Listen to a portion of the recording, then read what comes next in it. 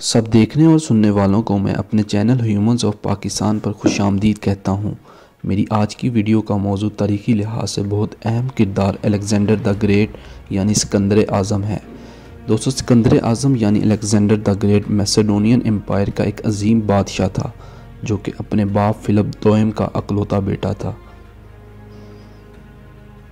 اس سے پہلے کہ میں اپنی ویڈیو کا آغاز کروں، میں نئے آنے والے ناظرین سے گزارش کرتا ہوں کہ میرے چینل ہیومنز آف پاکستان کو سبسکرائب کریں تاکہ میری نئی آنے والی ویڈیو آپ تک آسانی سے پہنچ سکیں۔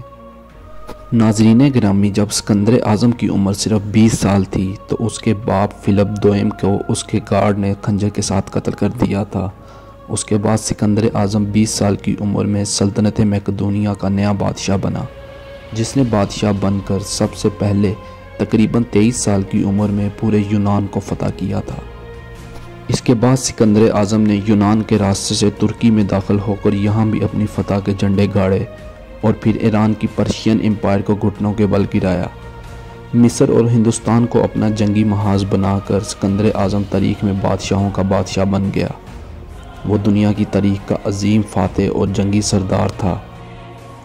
اسی وجہ سے تاریخ نے اسے الیگزینڈر دا گریٹ یعنی سکندر اعظم کے نام سے یاد رکھا۔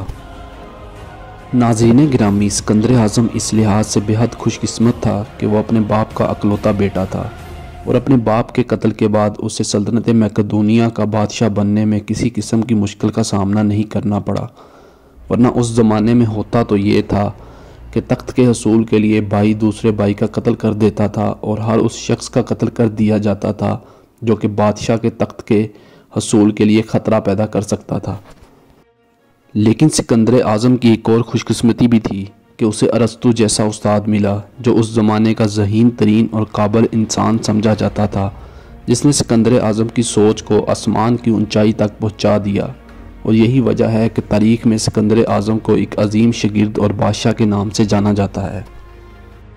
مغرب میں یونان کو فتح کرنے کے بعد سکندر اعظم کی نظر اب ایران کی پرشین امپائر پر تھی جو بحیرہ روم سے لے کر ہندوستان تک پھیلی ہوئی تھی، جس کا رقبہ لاکھوں میل تھا۔